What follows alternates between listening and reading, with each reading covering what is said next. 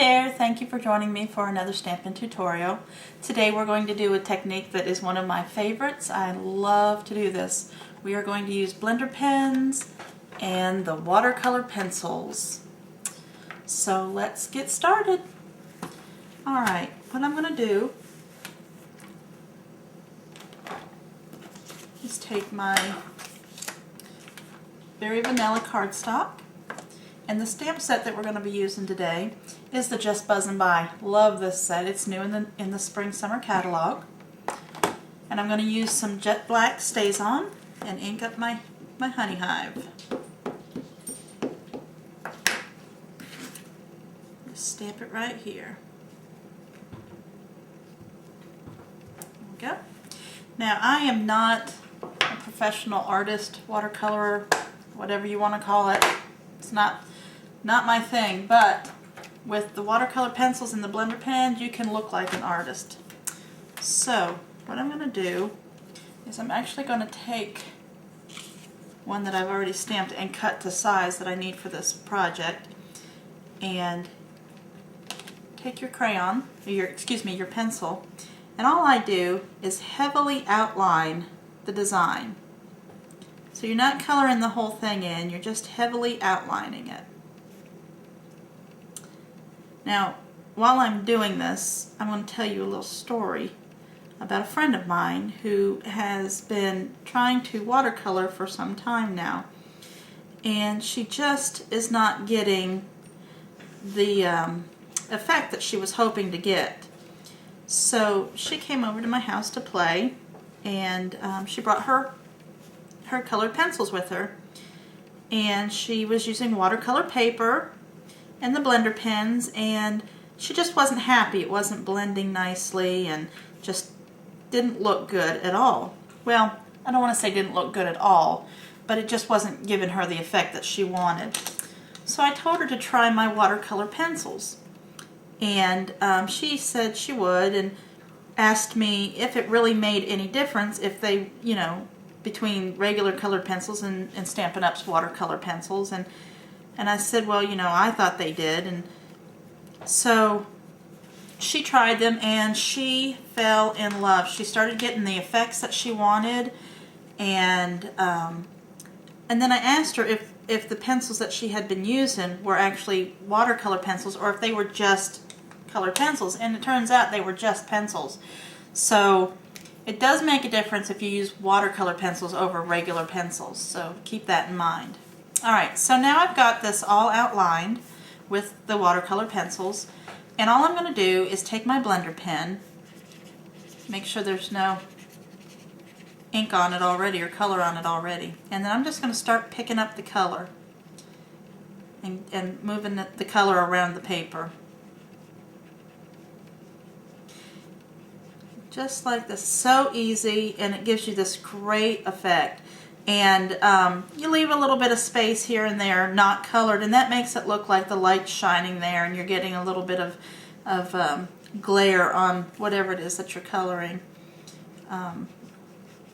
Again, look, it just makes you look like you're such a professional, and trust me when I say I am not a professional watercolorer. Some of you are probably out there saying, you're right, you're not, but I like the effect that it gives me, and so that's really all that matters. And look how fast it goes. I like the Stampin' Up!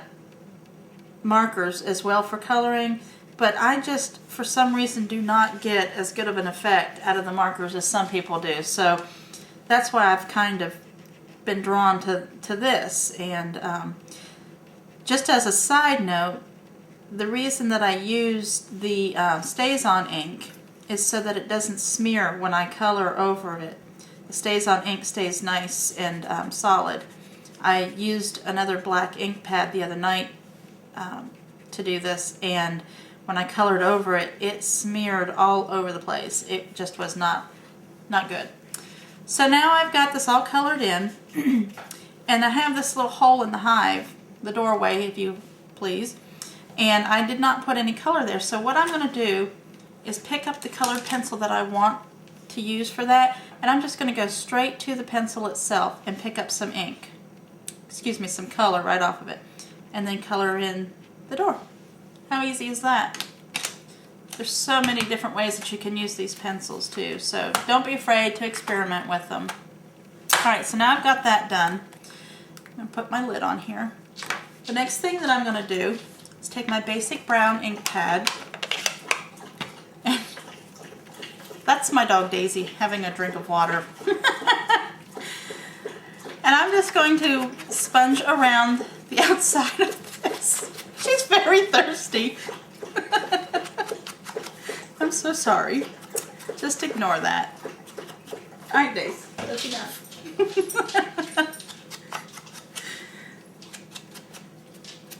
So there you have it. Just makes it look a little less harsh. Alright, and I'm going to set this aside and use my mono adhesive and attach that to some chocolate chip cardstock. Alright, there you go. And I'm going to set this aside and pull in a piece of more mustard cardstock. And this piece of cardstock is 3 1/4 this way by 9 this way. And I'm just going to score it at 3 1/2.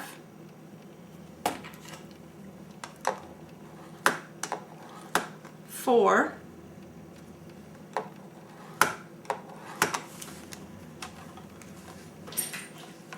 And 7 5/8.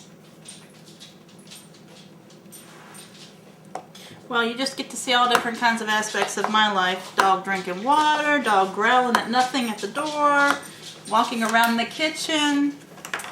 All kinds of fun stuff going on at my house. Alright, so now I'm just going to burnish those lines that I scored. Make them good and solid.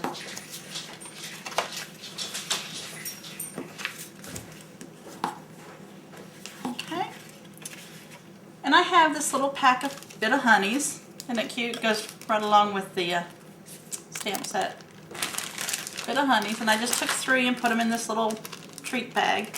And I'm just going to set them in here. Use my stapler